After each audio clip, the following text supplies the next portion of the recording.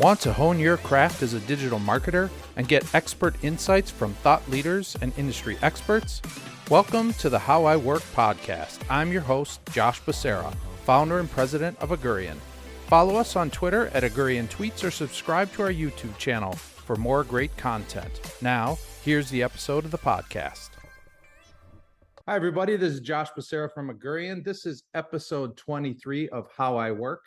Today, I have the pleasure of welcoming Andrew Davies. Andrew has over 20 plus years of experience working in startups, both as a founder and an executive. He's done everything from bootstrapping startups to raising $200 million at a $1.4 billion valuation in Series D. So that's amazing. Currently, Andrew's the CMO of Paddle, a payments infrastructure platform for high-growth SaaS companies, serving over 3,000 customers. Andrews also advises SaaS scale-ups and sits on a board of 90, an agile digital transformation consultancy serving the insurance industry and giving 90% of its distributable profits to alleviate global poverty. Andrew, that's pretty awesome. Thank you so much for being with us today. Oh, total pleasure, Josh. Thanks for having me. Yeah. So this idea of being in startups that were both bootstrapped all the way to where you're got a unicorn over $1 billion valuation, that's quite a wide variety of experiences. Can you just tell us a little bit about how you got into software as a service and a little bit of that story? Sure thing. And as we were just talking about before we started recording, these journeys make much more sense in hindsight than they do on the journey. Yeah, and right. as you're pathing that route, and there was certainly not much of a plan behind it. This is one of those cases. I think Winston Churchill is quoted as saying that success is lurching from one failure to the next with no loss of enthusiasm. And also it looks good from retrospect, and I'm very happy where I am now. But there's been lots of failures and lurching from one to the other along the way. That sounds very familiar. My entrepreneurial journey started. It does for all of us. It does for all of us. Yeah, except those who are on TechCrunch or the front of Wired magazines. For them, it's all perfect. Yeah, right. We started the first business at university. I was actually had the privilege of being a scholar with Deloitte Consulting before university. So they have this scholarship program. They take you and fund your university degree, and you work for them during your holidays. You do a year's worth of work before then. Sure. And I loved it. I've got friends back from that day 20 years ago. I enjoyed my time with them. I was in strat consulting and audit for technology, media, and telecoms companies. But my dad's an accountant. It just felt like a very obvious career path and one that would be a bit restrictive. And I went to university after that year of experience with one goal, which was to start a business so that I could say no to my Deloitte offer when I finished my graduation. Don't become an accountant. And so university was, misplaced confidence of youth. So university was kind of trying to start things whilst doing my degree. We started a top-end women's wear fashion label that ended up in court in our second year. We started a translation business, a web business, and we ended up kind of finishing and graduating with a social media analytics firm. And this was in the early days of the Twitter API, and we were building Twitter apps and Facebook apps for large corporations in the UK. And as we left university, that was sustainable enough to be a very small starter job for me and my co-founder. And but at the same time, I'd met the co-founder of my first SaaS business in my final year, and he was doing something that felt it had a lot more lift in it, a lot more growth potential in it, in the personalization space. And so I started that with him. We bumbled along for a bunch of years. It ended up being a leading B2B personalization engine called IDEO. We were powering the content personalization for Salesforce, IBM, SAP, a whole bunch of other companies on exit. We sold that in December 2019 and became part of a roll-up backed by a private equity firm called Insight Venture Partners. And so we were the first of 5 acquisitions. We were sell side once and then buy side 4 or 5 times. And I ran global marketing there. So I was co-founder and CMO of our business, then ran global marketing for this larger software company that was kind of 1,300 people. And during that journey, I also was advising 15 or 16 SaaS businesses through that couple of years on their growth, their ABM, demand gen, messaging, positioning, fundraising, and I love that. And actually, Paddle was one of those. And they're actually funded by the same VC that backed my business, Ideo. So I knew a few of the people there, jumped in to have a look and help them out with a few things, fell in love with the business, and so joined Paddle at the beginning of 2022, where I am CMO. And as you said, we've raised a bunch of money in our Series D. We've made a big acquisition a few months ago, and I'm pumped to be here as we try and put a dent into the payments infrastructure business. I mean, it's an amazing story. And like you said, looking back now, it all seems to fit and be perfect. And I'm sure your dad is very happy that you didn't become an accountant and just take that Deloitte offer in the end. Just about. I think it's taken him until very recently to feel that way. That's great. So, one of the things that I read in your bio and we talked a little bit about is that you really, because of this experience, have had a lot of time leading marketing teams, right? And so I'd like to just dive into the topic of marketing teams. It's something that really interests me. And so when you think about marketing teams, what attributes do you see as like the signals for great teams and how they function? Or conversely, like what are some of the signs of dysfunction that you found in your work? Yeah, I mean, firstly, I guess let's strip away the word marketing, because these things I think are true of any team.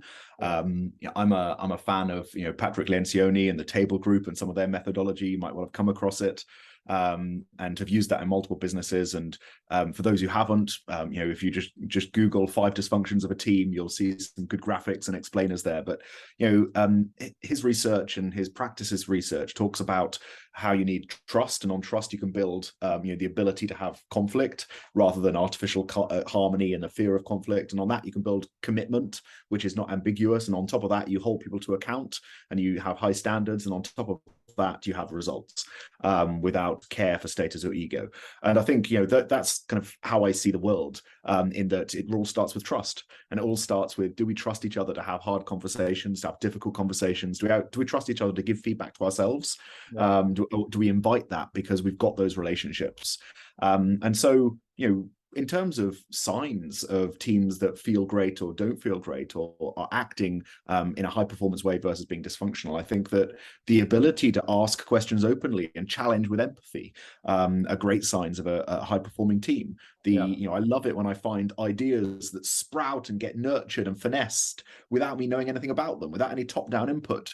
Finding stuff that's going on that I didn't initiate, that's still driving towards the goals of the organization. Mm-hmm. And then the flip side, people leaving suddenly without a conversation as to why. Silence in big team meetings, the lack of any fun, the absence of being able to hold people to account, and fundamentally, and I guess the phrase I use for this is I love to be in a place where we can teach the wider team the rules of the game so they can go and play it themselves, rather than be in a situation where everything has to come top down. And part of my university, Josh, I was at university for first and third year in the UK, and in the US at University of Richmond in Virginia for my second year. Okay. And I'm going to make a very bad comparison here, and you'll hate me for it if you're a US sports fan. But soccer, out the proper football that we play over this side of the pond. Yeah. Very creative, right? You have positions, but there's no set plays, or very few set plays. It's made up in the moment. And when I came to the US and I found, American football, where the rule book is this thick and the playbook is this thick. And if I know as a running back I can run 150 yards this way and turn 90 degrees and run 30 yards this way, put my hands up and the ball will fall into my hands, and I know I've done a good job. And I guess not to diss on American football, but I love the ability to teach people the wider rules of the game and allow them to be creative within it, rather than everything being run as a play from the top. Yeah. We won't hold your diss on American football against you. It's just fine. And I will say I do love the comparison. I am also a soccer fan, and I played football in my early days. We won't get into that today, but I do agree with you that there is like a different level of liberty, and I love what you're saying about helping people just understand the rules and then go out and play and be creative. And I also love Patrick Lencioni. If I was in my home office, you'd see that 5 dysfunctions of a team book sitting on the shelf right behind me. But today I'm at the office recording. Well, I think that's really true. I think that some of the struggles that I've seen with CMOs or just within organizations in general is that you as the CMO might be able to develop that team and give them that level of creativity and be able to foster kind of all that you're talking about. It's kind of going the opposite direction, right? Your role within the C-suite, I see a lot of CMOs who, there's CFOs sitting in the room, and everybody, of course, has an opinion about marketing, even though they aren't trained. And so, do you have any words of advice for CMOs on like how do you get that other team, that first team, that team in that C-suite to really like respect your area of expertise? Kind of how do you own that? How do you get people to understand that you're not going to be commenting on the chart of accounts and how it should be, managed or not? And so, any advice about kind of the other team, that first team, which would be in the C-suite?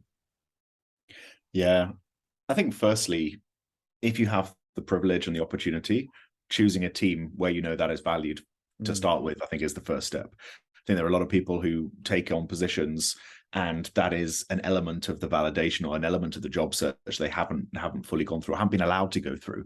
And I was very privileged in this role at Paddle to have met everybody through that advisory work before I was offered a job. And it was a bit of an odd interview process where there wasn't really an interview process because I'd already been, doing some work and helping them a little bit. And so I think firstly, it's pick a team where that counts. The chief storyteller is usually the CEO, not the CMO. Right. And so do you have a CEO who wants that, who has a clear understanding of what that is, has a clear understanding of marketing?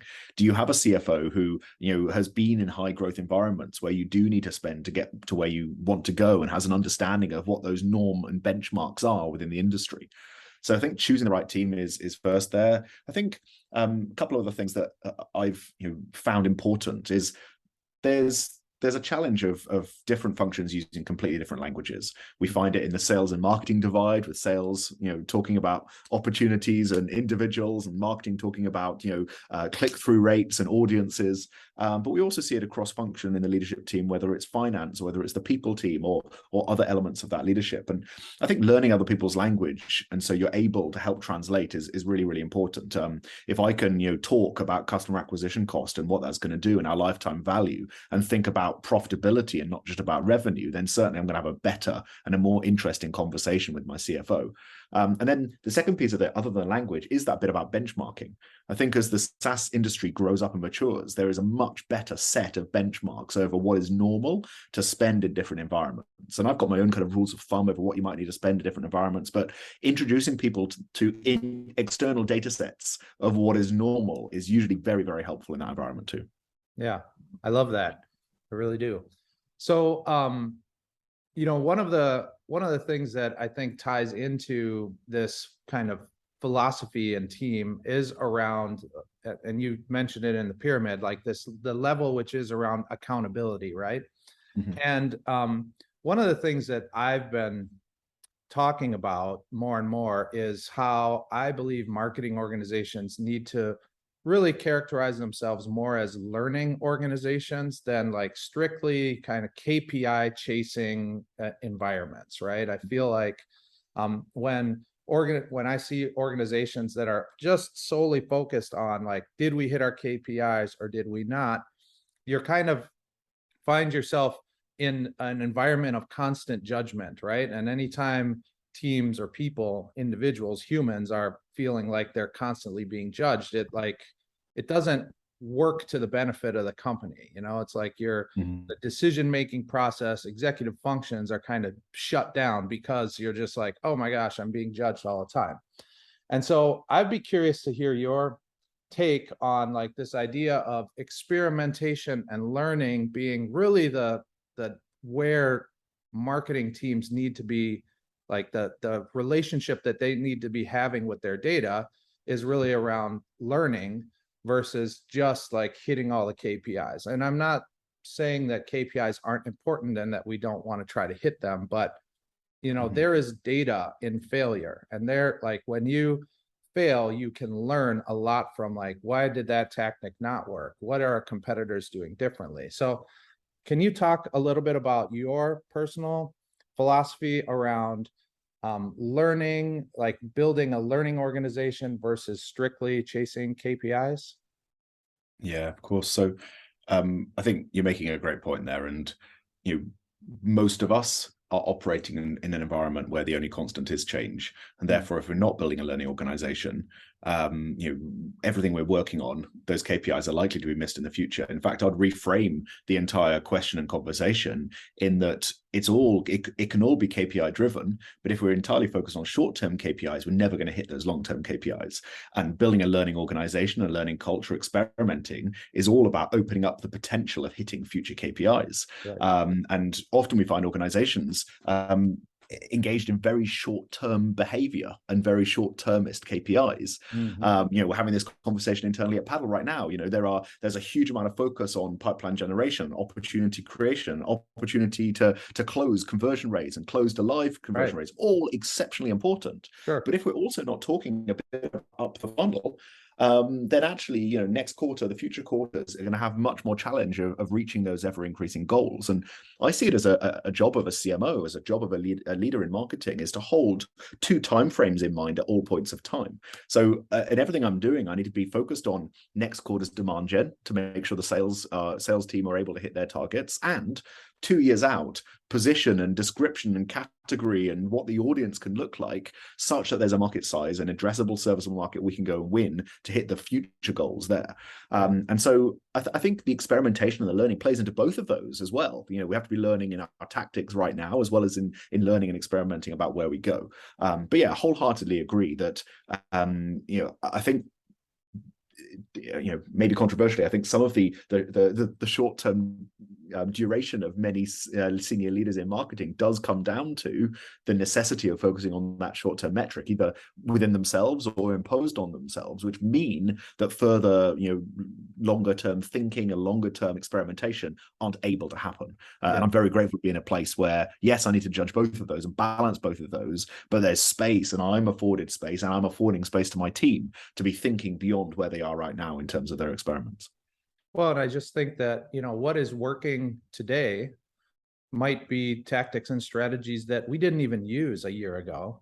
And what is working today is not what necessarily will be working tomorrow. And so I do think that, organizations that can understand that there are, that this is moving very quickly. And the only way to really ensure that future is by staying ahead and having a willingness to put some budget behind things that might inevitably fail, but that we learn from those things.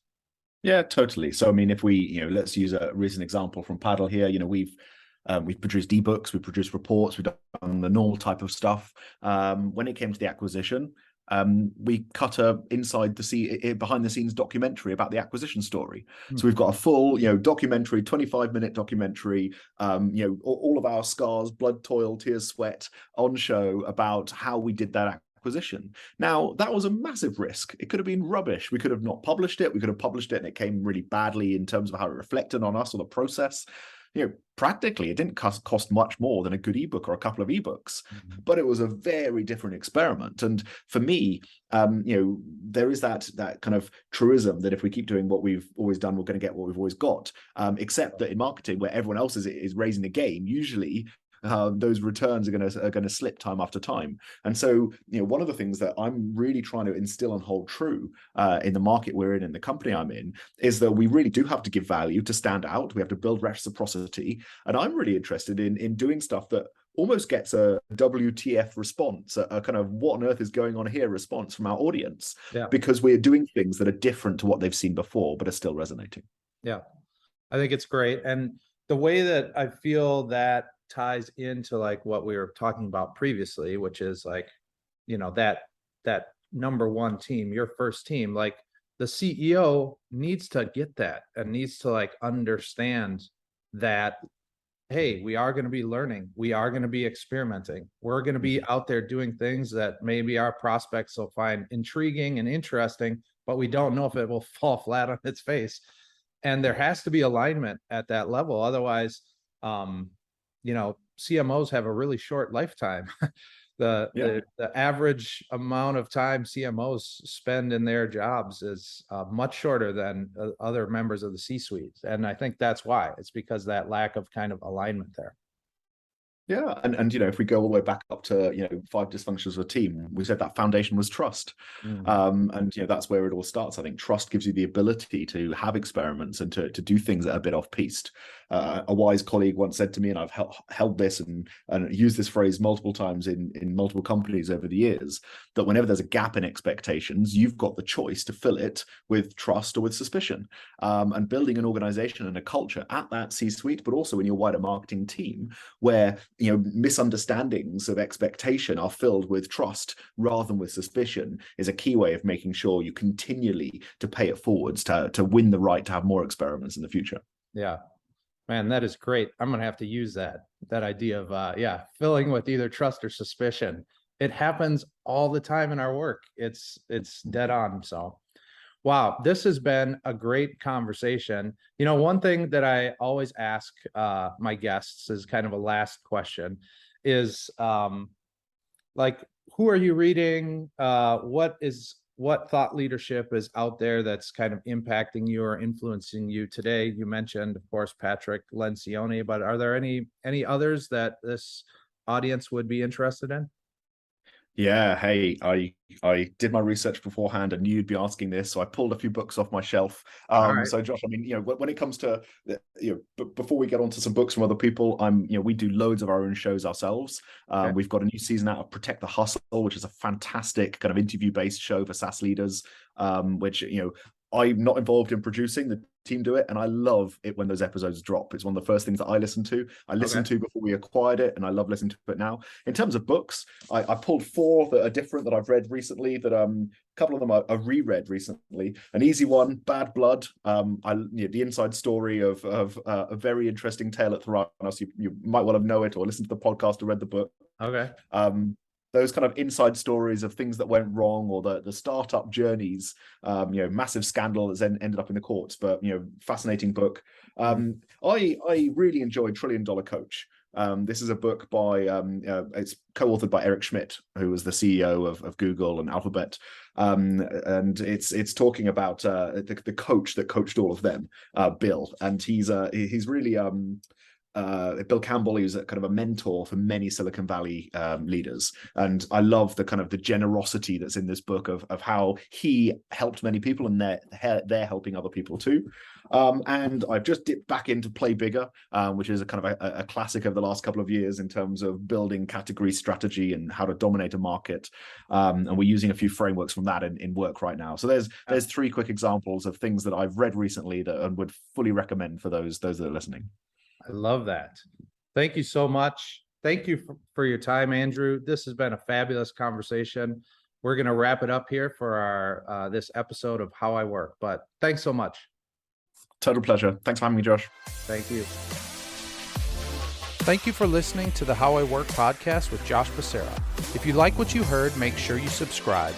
To learn more about Augurian and for more digital marketing tips and insights, head to augurian.com.